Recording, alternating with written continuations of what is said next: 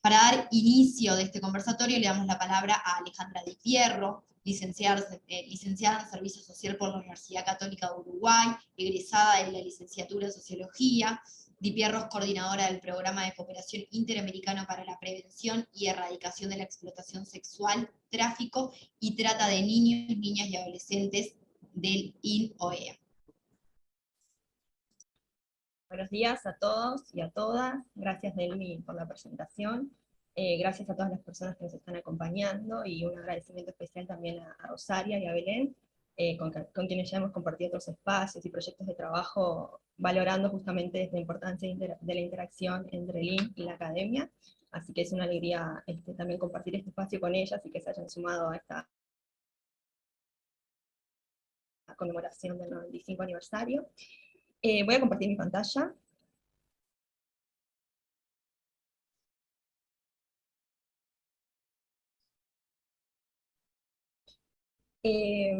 Bueno, el objetivo de mi presentación, en realidad tenemos entre 15 y 20 minutos de exposición cada una, así que el objetivo de mi presentación es presentarles muy rápidamente cómo se organiza el trabajo del IN en esta línea temática, para luego sí compartir algunas ideas conceptuales sobre el fenómeno y la importancia de concebirlos desde la perspectiva de derechos, y compartir con ustedes algunas ideas fuerza, como nos convoca el ciclo, que me parece importante que tengan en cuenta y que se queden con ellas en mente para seguir después profundizando y reflexionando sobre este fenómeno.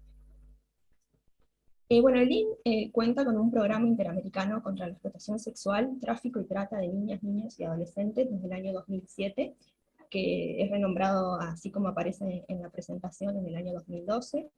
Se organiza básicamente en 3 líneas de trabajo. La primera línea de trabajo tiene que ver con la recopilación, sistematización y difusión de información sobre estas temáticas en los países de la región. Esto se hace fundamentalmente a través del observatorio www.anaobserva.org. La segunda área de trabajo tiene que ver ya no solo con la búsqueda de información producida por los estados, sino con la generación de conocimientos e instrumentos desde el IN, y esto lo hacemos básicamente a través del informe del secretario general de la OEA, que desde el año 2010 son temáticos, hemos decidido que sean temáticos, y las notas temáticas, que son notas de circulación amplia, breves, que apuntan sobre algún punto específico o arista del problema.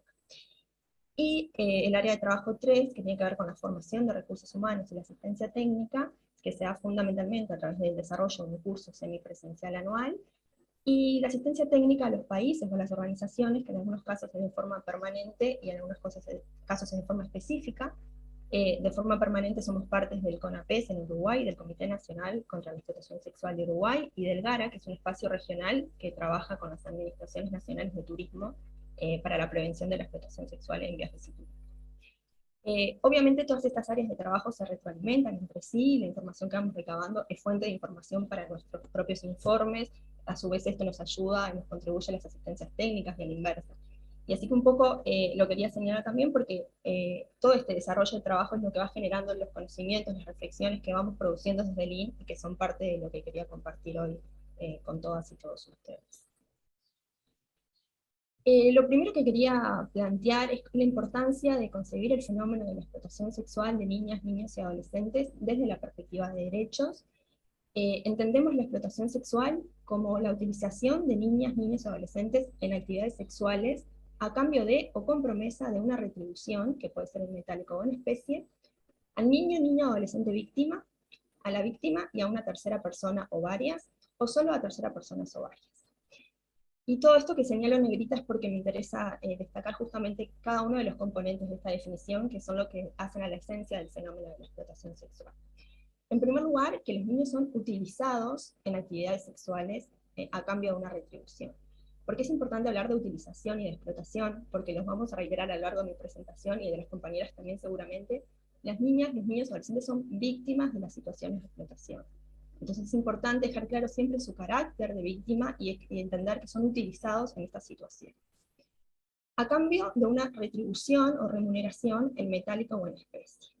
Esto es lo que diferencia sustancialmente las situaciones de abuso sexual de las de explotación sexual. Las situaciones de explotación sexual incluyen abuso sexual, pero a cambio de una retribución. Y esto es importante no solo para conseguir los fenómenos cada uno en su naturaleza, sino porque en la existencia de este fenómeno de retribución se sustentan muchos argumentos que justifican estas prácticas. La explotación sexual existe, entre otros factores, porque existe tolerancia social a este fenómeno, y mucha de esta tolerancia se sustenta en la existencia de este intercambio. Como existe un intercambio, se entiende que la víctima participa voluntariamente o consentidamente en las situaciones, y ahora vamos a ver que esto no es así. Por otra parte, el sujeto que recibe la retribución, es decir, si es la niña, niño, adolescente víctima, o si es la víctima y tercera persona, determina el carácter comercial o no comercial de la explotación. En este punto es importante destacar, porque es un debate que se está dando en todos los países, cuando se empezó a hablar de este tema, ya por 1996, en el primer Congreso Mundial, se hablaba de explotación sexual comercial. Y en ese momento se acordó una definición que decía que la retribución era al niño ni adolescente víctima y a terceras personas o varias. Entonces hablamos de explotación sexual comercial. Desde el 96 ahora, obviamente el fenómeno ha ido mutando y se registran situaciones en las que no necesariamente existe una tercera persona que lucre o que se beneficie con esta explotación, sino que la explotación sea únicamente entre la víctima y el explotador, el cliente explotador. Entonces, en estos casos no se puede hablar de un comercio, porque como decimos, las niñas son víctimas de las situaciones de explotación, no están participando de una transacción comercial ni ofreciendo un servicio. Entonces estas situaciones son de carácter no comercial. Teniendo en cuenta esta distinción entre las situaciones, es que el Instituto ha optado, y otros organismos internacionales, de hablar genéricamente de explotación sexual de niñas, niños y adolescentes, y utilizar la sigla ESNA en vez de ESNA con C como se utilizaba anteriormente. ¿Esto para qué? Para ser inclusivos de las situaciones tanto de carácter comercial como las de carácter no comercial. No implica no reconocer que existen situaciones de carácter comercial, como existieron siempre, sino más bien reconocer que existen ambas situaciones, y para no dejar por fuera ninguna de las dos, de ningún tipo de medida que se adopte, ya sea en términos de prevención, de protección, de atención, hablamos genéricamente de explotación sexual de niñas, niños y adolescentes. Esta utilización de niñas, niñas y adolescentes en actividades sexuales a cambio de una retribución puede darse de diferentes formas, que es lo que se conoce como modalidades de explotación, y en diferentes espacios, que es lo que se conoce como escenarios de explotación. Ahí lo pueden ver, no me voy a detener en cada uno de ellos porque no tenemos tiempo, pero es importante saber que en realidad cada modalidad y cada escenario tiene características particulares que es importante tener en cuenta y analizar al momento del abordaje del fenómeno. Un poquito más adelante me voy a referir a lo que ha sucedido y lo que está sucediendo con Internet, por la importancia que obviamente que ha adquirido este espacio en los últimos años. Pero aquí algunas de las primeras ideas fuerza que quiero transmitir en relación a esto.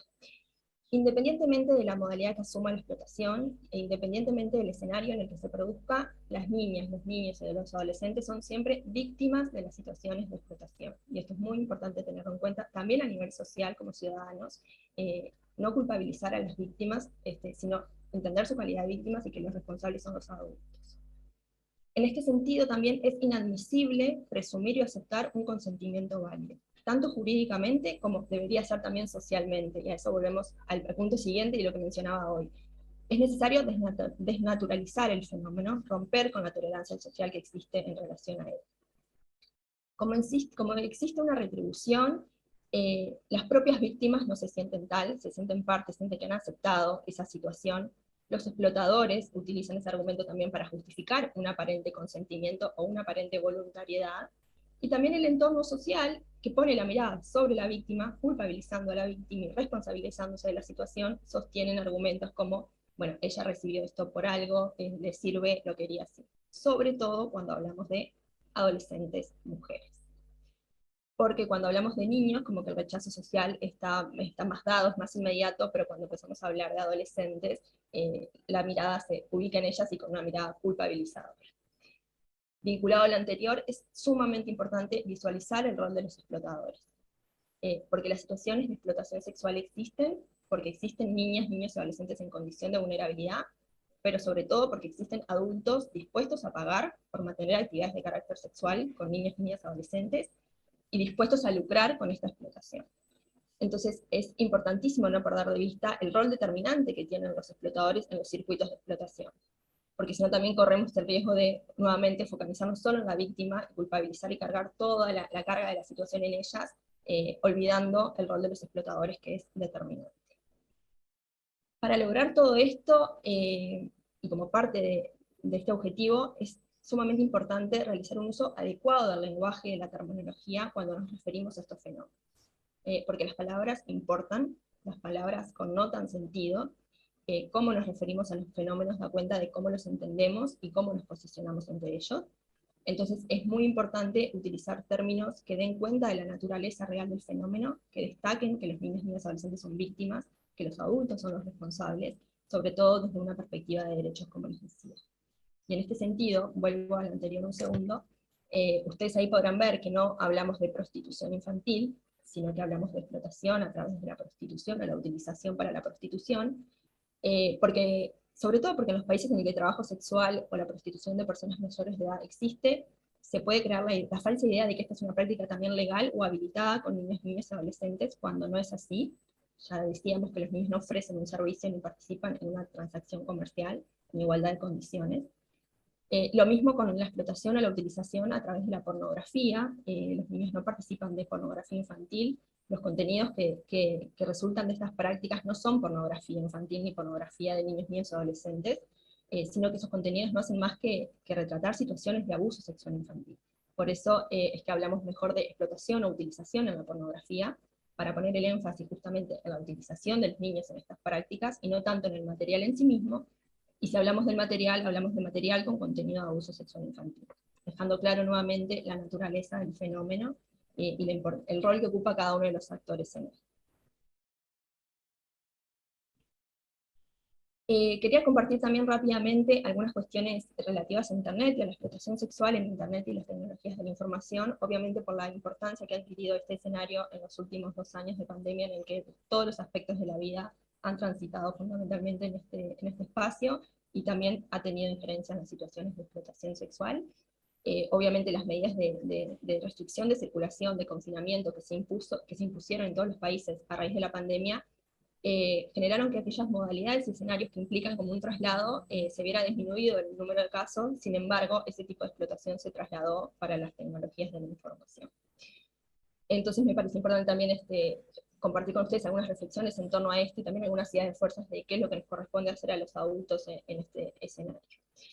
Bueno, obviamente el Internet y las TIC es un escenario en que los explotadores tienen posibilidades de tener contacto con niños, niñas y adolescentes, y crear las condiciones para una explotación, tanto en línea como fuera de línea. En esto es importante tener en cuenta también el continuum que existe entre el mundo offline y online, no son ámbitos separados, lo que sucede en un ámbito tiene repercusión en el otro.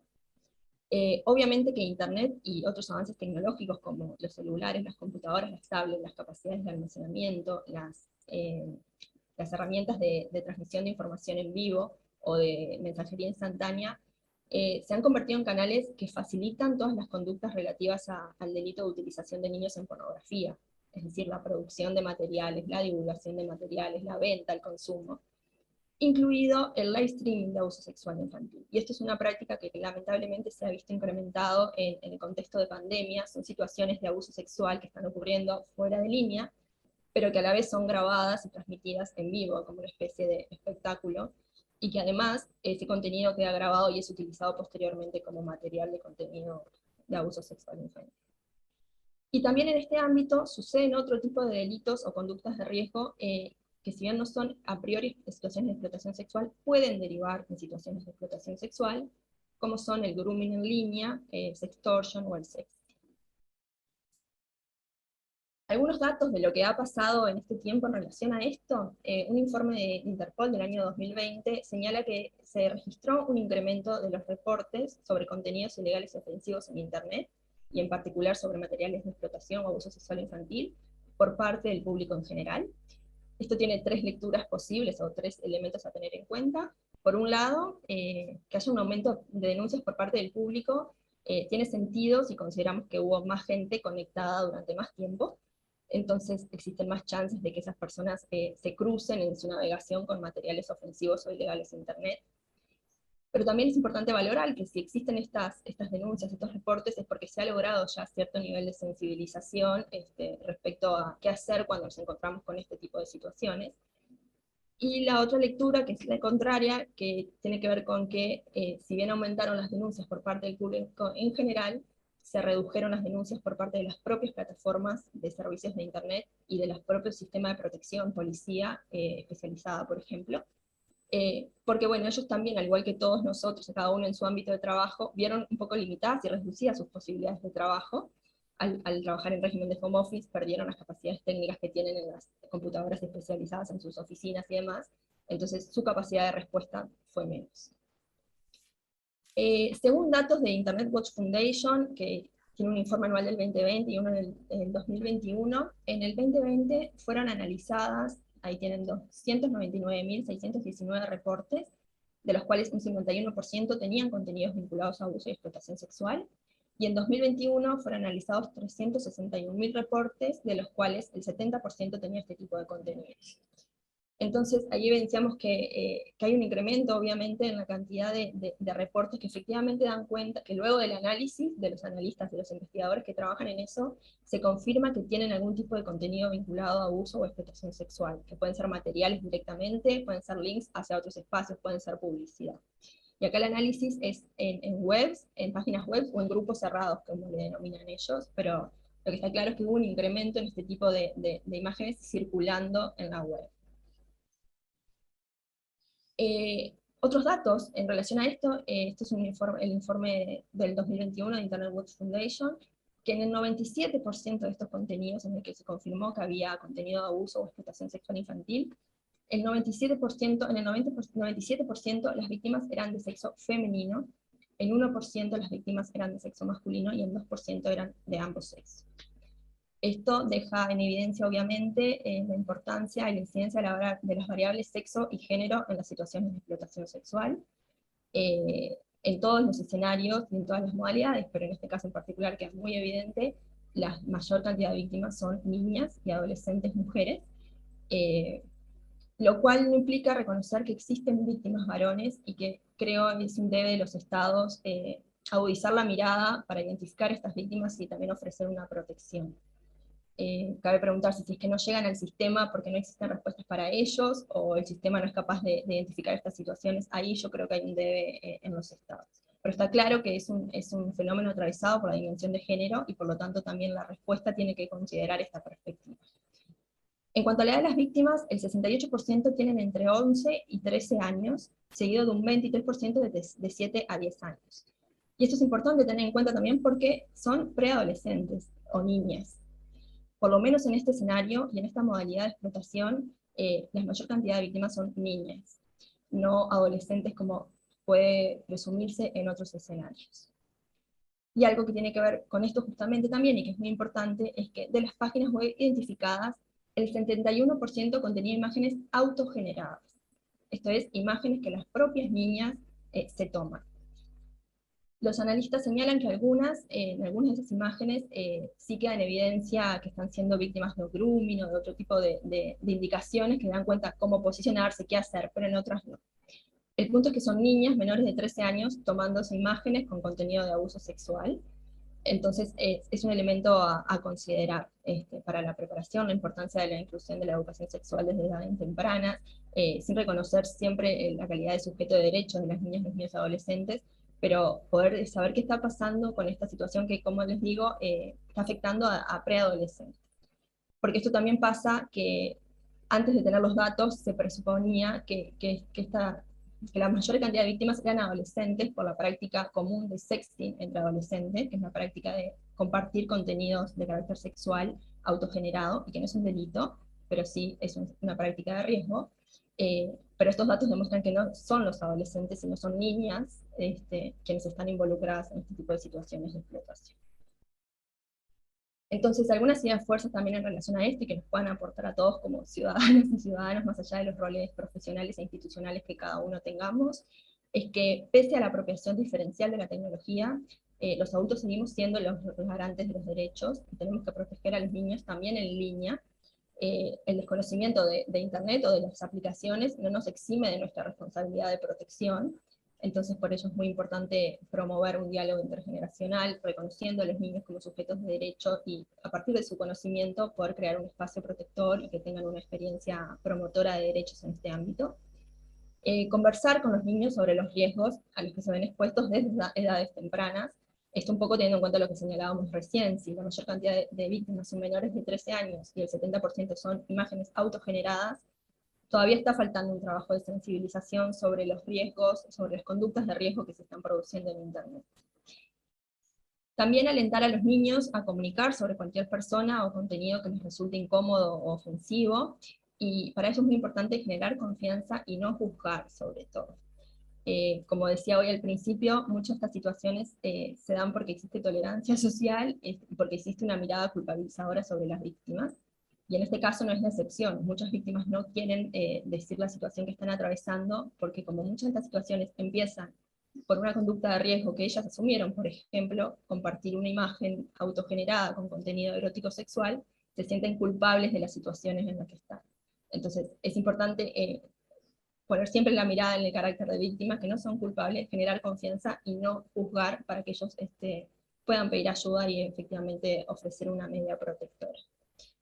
Y por último, ¿dónde reportar? Existen varios medios de denuncias digitales a través de los cuales se pueden reportar este tipo de situaciones, y hablo de reportar porque hay una diferencia entre reporte y denuncia.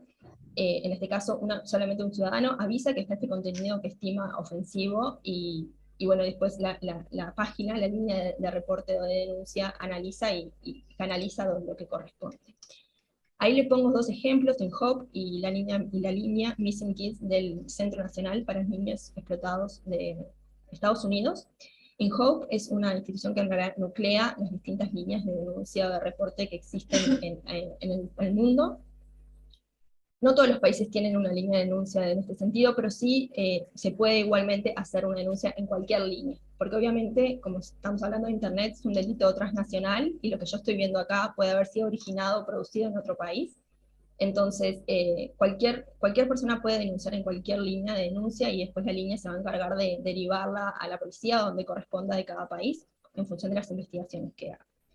Esto lo señalo porque, como ya veníamos viendo, es muy importante también el rol que cada uno de nosotros podemos tener en la prevención de este tipo de situaciones y en la protección de las niñas víctimas, considerando que en Internet, cada vez que una persona ve una imagen, está revictimizando a esa víctima que está retratada ahí. Entonces tenemos que ser también en este sentido responsables, para tratar de generar también un espacio protector para los derechos de los niños, las niñas y los adolescentes. Bueno, así que hasta ahí, espero que estas ideas fuerzas les queden resonando para que puedan seguir pensando y reflexionando sobre ellas. Muchas gracias por la escucha.